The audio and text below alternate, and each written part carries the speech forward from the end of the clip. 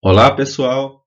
Sejam bem-vindos ao nosso curso de Cálculo 2. Eu sou o professor Tiago de Oliveira e nessa videoaula vamos trabalhar com comprimento de arco, primeira parte. Bora lá! Pessoal, nessa primeira parte vamos focar em demonstrar a fórmula que vamos usar para calcular o comprimento de um arco. Então vamos lá. O que queremos dizer com o comprimento de uma curva? Podemos pensar em colocar um pedaço de barbante sobre a curva. Então, olha para essa figura 1. Nós temos uma curva. Como calcular o comprimento dessa curva? Podemos colocar um barbante em cima dela e depois medir o comprimento do barbante com uma régua. Mas isso pode ser difícil de fazer com muita precisão se tivermos uma curva complicada.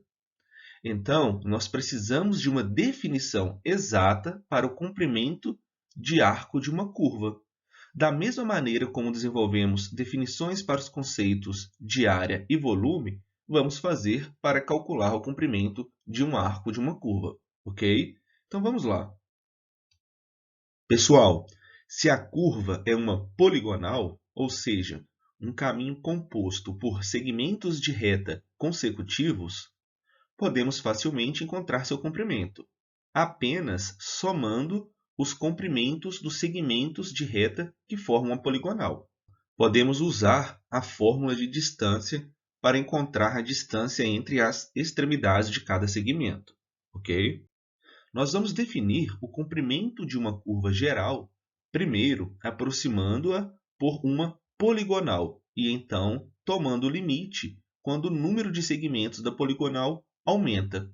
Então a ideia é fazer o quê? Nós vamos ter uma curva, vamos aproximar essa curva por uma poligonal, que é um caminho composto por segmentos de reta consecutivos, e então nós vamos tomar o limite quando o número de segmentos da poligonal aumenta. Esse processo é familiar para o caso de um círculo, onde a circunferência é o limite dos comprimentos dos polígonos inscritos. Então, aqui nós temos uma circunferência com um quadrado inscrito. Nós temos uma outra figura aqui, que é uma circunferência com hexágono inscrito. Observe que à medida que o polígono vai aumentando o número de lados, ele vai ficando mais próximo da circunferência. Vamos fazer algo muito parecido para encontrar a fórmula que vamos calcular o comprimento do arco. Dando continuidade, agora suponha que uma curva Czão seja definida pela equação y igual a f de x, onde f é contínua no intervalo fechado AB. Então, a nossa curva vai ser essa aqui de azul, a função y igual a f de x. Beleza. Obtemos uma poligonal de aproximação para C, dividindo o intervalo fechado AB em n subintervalos com extremidades x0, x1, x2 até xn, onde x0 é igual a A e xn é igual a B, e com larguras iguais a ΔX. Então, as larguras aqui são iguais a ΔX. Se yi é igual a f de xi, então o ponto PI, XI, YI, por exemplo, o ponto aqui PI terá coordenadas XI e YI. Esse ponto está em C e a poligonal com vértices P0, P1, P2 até Pn, ilustrada nessa figura, é uma aproximação para a nossa curva C. Pessoal, o comprimento L da nossa curva C é aproximadamente o mesmo dessa poligonal e a aproximação fica melhor quando o n aumenta. Vamos olhar para essa figura 4. Aqui nós temos um arco da curva entre PI-1 e PI. Então, observe que foi ampliado, Aqui nós temos, olha, PI-1 e PI. Nós ampliamos e colocamos aqui de uma forma maior, tá? E as aproximações com os valores sucessivamente menores que ΔX são mostrados. Então, observe que aqui nós temos a distância de PI-1 a PI. Aqui a gente já tem dois segmentos, de tal forma que o ΔX, olhando lá para o x, tem o mesmo comprimento. Aqui nós já temos três segmentos e aqui nós já temos mais. Observe que essa poligonal fica cada vez mais próxima da nossa curva na medida que aumentamos, né, o número de segmentos. Portanto, definimos o comprimento L da curva C com a equação y igual a f de x, onde o x está no intervalo fechado de A até B, como o limite dos comprimentos dessas poligonais inscritas. Isso, né, se o limite existir. Então, L é o nosso comprimento, vai ser igual ao limite do somatório desses segmentos de I igual a 1 até N, onde N tende ao mais infinito. Pessoal, uma observação aqui. Observe que o procedimento para a definição de comprimento de arco é muito similar àquele que usamos para definir a área e o volume. Ou seja, nós dividimos a curva em um número maior de partes pequenas, né? Então, encontramos os comprimentos aproximados das partes pequenas e somamos. Finalmente, tomamos o limite quando n tende ao infinito. A definição de comprimento de arco dada pela equação 1 não é muito conveniente para propósitos computacionais, mas podemos deduzir uma fórmula integral para o comprimento da nossa curva L, no caso em que f tem uma derivada contínua. Então, a derivada da nossa função tem que ser contínua.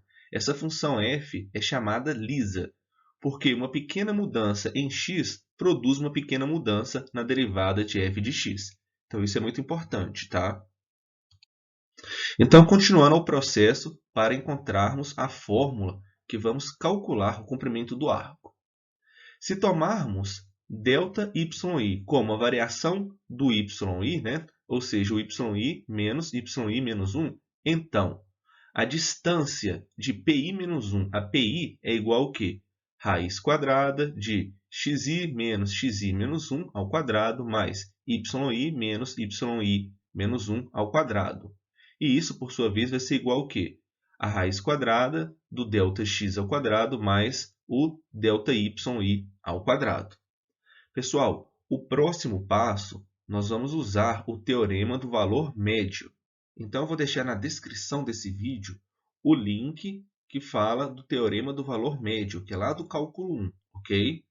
Então, aplicando o teorema do valor médio para a nossa função f no intervalo fechado xi menos 1 a xi, descobrimos que existe o número xi asterisco nesse intervalo, tal que o f de xi menos o f de xi menos 1 é igual à derivada de f em xi asterisco vezes xi menos 1.